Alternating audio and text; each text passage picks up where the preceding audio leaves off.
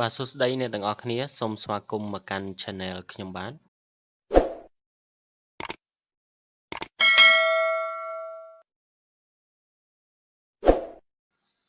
ឡូវនេះយើងមកបន្តមេរៀនយើងទៀតបាទថ្ងៃនេះខ្ញុំមកចែករំលែកទៅកាន់អ្នកទាំងអស់គ្នាបាទដែលតាក់ទងជាមួយនឹងការធ្វើឲ្យបាទអក្សរតូចបាទទៅជាអក្សរធំហើយបាទអក្សរធំក៏អាចកែប្រែមកជាអក្សរតូចបាទឬក៏កន្លែងនេះគឺអាចបាទយើងធ្វើបាទទៅជាអក្សរធំបាទនៅដើម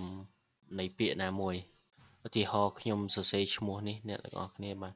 អញ្ចឹងក្នុងឈ្មោះនេះបាទគឺមានអក្សរតូចផងអក្សរធំផងវាលាយឡំគ្នាអញ្ចឹងណាបាទអញ្ចឹងដើម្បីបាទទៅធ្វើវាបាទខ្ញុំបានសរសេររូបមន្តនៅលើនេះរួចហើយបាទរូបមន្តទី1បាទសម្រាប់ធ្វើឲ្យអក្សរតូចបាទយើងសរសេររូបមន្ត lower មកអញ្ចឹងយើងដាក់คลิกលើនេះបាទយើងវាយសញ្ញាស្មើមួយបាទយើងវាយបាទពាក្យថា lower បាទនៅខាងក្រោមយើងប្រើ key tab មួយបាទហើយបន្ទាប់មកអ្នកទាំងអស់គ្នាបាទ select មកលើឈ្មោះយើងមកដែលយើងចង់បាទកែប្រែវាបាទคลิกលើវាហើយបាទយើងបិទវងចកមកយើង enter ទីតាំងនេះឈ្មោះនេះនឹងបាទคล้ายជាអក្សរតូចទាំងអស់បាទអញ្ចឹងយើងគ្រាន់តែចាប់អូសមកបាទវាតូចទាំងអស់បាទកន្លែងនេះដូចគ្នាដែរបាទយើងវាយសញ្ញាស្មើមកយើងប្រើរូបមន្តបាទ upper បាទយើង key tab មួយមកហើយយើងคลิกលើនឹងទៀតមកអ្នកនរគ្នាបា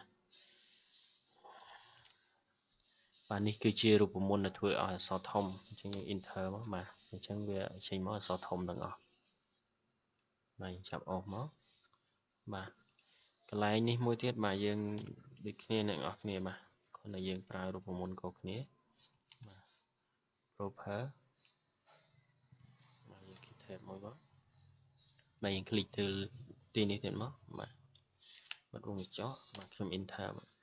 អញ្ចឹងនៅទីតាំងនេះអក្សរនៅខាងបាទនៅដើមនៃពាក្យនេះគឺវាលោតមកអក្សរធំដូចកន្លែងនេះអញ្ចឹងអ្នកនរគ្នាបាទអក្សរ P អក្សរ S នេះបាទយើងចាប់អូវាមកបាទអញ្ចឹងវីដេអូក្នុងការបង្ហាញបាទរបៀបធ្វើបាទឲ្យទៅជាអក្សរតូចក៏ដូចជាអក្សរធំឬក៏អក្សរធំនៅដើមនៃពាក្យនេះបាទមានតែប៉ុណ្្នឹងសម្រាប់ចែករំលែកទៅកាន់បងប្អូនទាំងអស់គ្នាបាទសូមបងប្អូនជួយចុច Subscribe Channel ខ្ញុំបាទម្នាក់មួយដើម្បីទទួលបាននូវវីដេអូបាទថ្មីៗបន្ថែមទៀតដែលទាក់ទងជាមួយនឹងបាទកម្មវិធី Microsoft Office បាទសូមអរគុណសូមគោរពលាជួបគ្នានៅវីដេអូក្រោយៗទៀត